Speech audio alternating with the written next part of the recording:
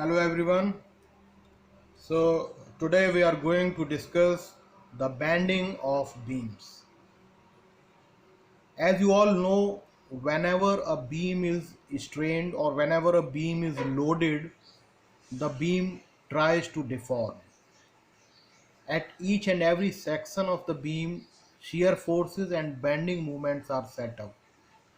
Now these shear forces and bending moments tries to deform the beam, and due to this reason stresses are induced in a beam. So we can say that stresses induced in a beam are due to two reasons. First one is due to the shear force and another one is due to the bending moment. Now these stresses are known as bending stresses. So in this chapter we will learn how to determine the bending stresses induced in a beam. Before that we will know what is pure bending. Generally, the condition of a beam in which the stresses are only due to the bending moment.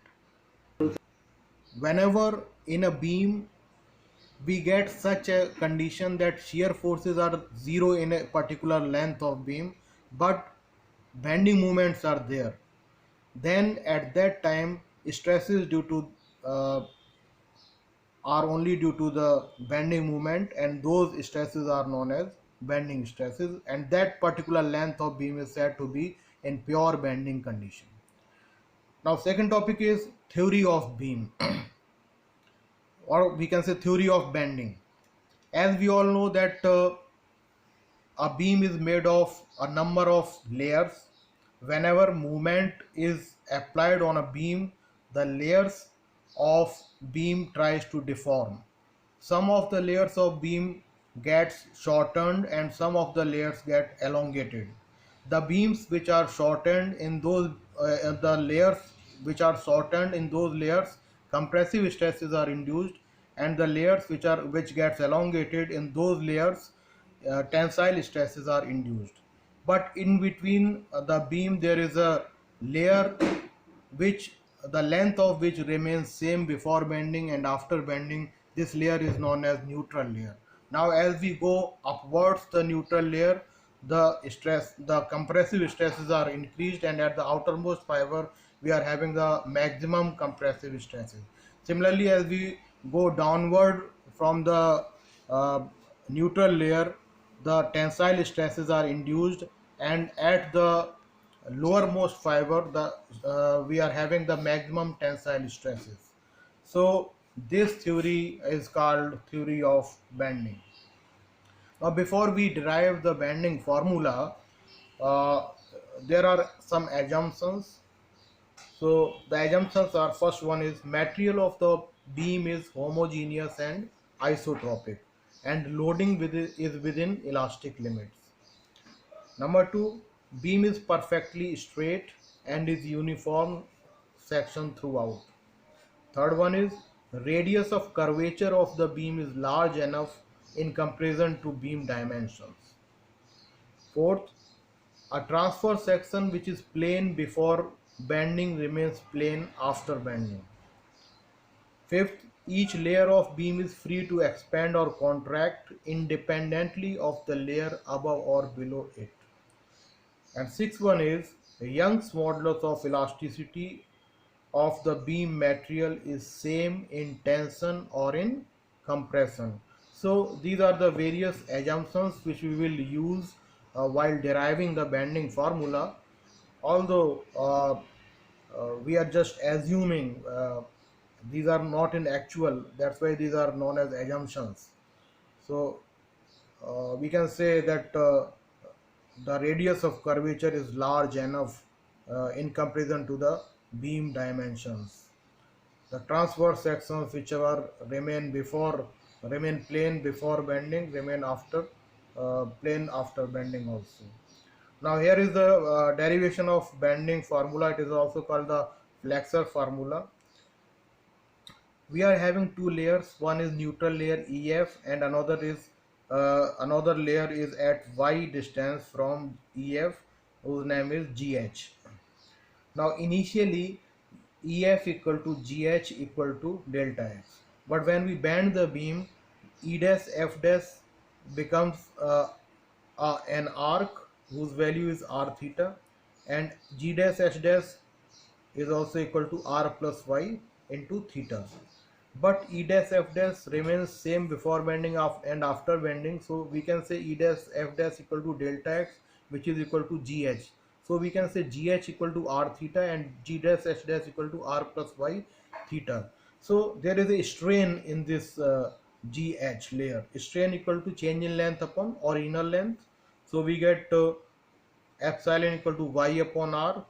Now epsilon is also equal to sigma upon e, so we can say sigma upon equal to e y upon r, or we can say sigma upon y equal to e upon r. This equation shows that when y equal to 0, stress will also be equal to 0. That is, at neutral layer bending stresses will be 0, and at the outermost fiber when y maximum, then stresses will also be maximum.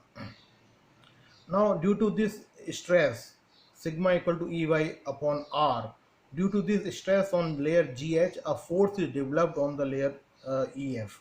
This force dP equal to stress multiplied by area, Ey upon R multiplied by dA. Now due to this force, a moment will be created at the neutral layer. The value of moment will be force multiplied by distance, that is Ey upon R dA multiplied by y, or we can say dm equal to E upon R y squared dA. This is the movement due to one layer only. We are having a number of layers, so total movement at neutral layer due to all the layers is equal to m equal to integration E upon R y squared dA. Now we know integration y squared dA is also called moment of inertia, but Ixx it can be written as Ixx.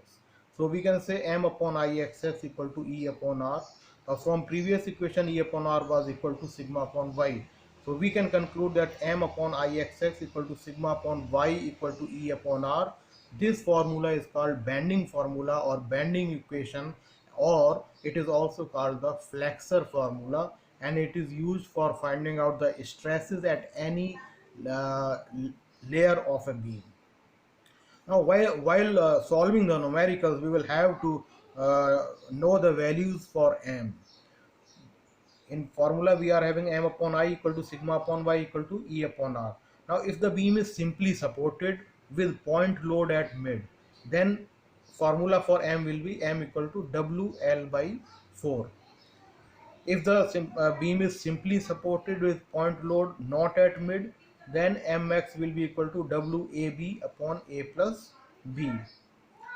Similarly, simply supported beam with UDL, in that case maximum bending moment will be taken as WL square by 8.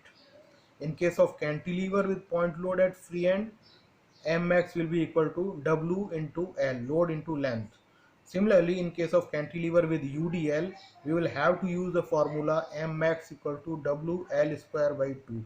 So these are the various formulas which will be used in bending equation while solving the numericals. We will first see which type of beam is that and which type of loading is there. Now according to that type of beam and that type of loading, we will use the formula for M, bending moment.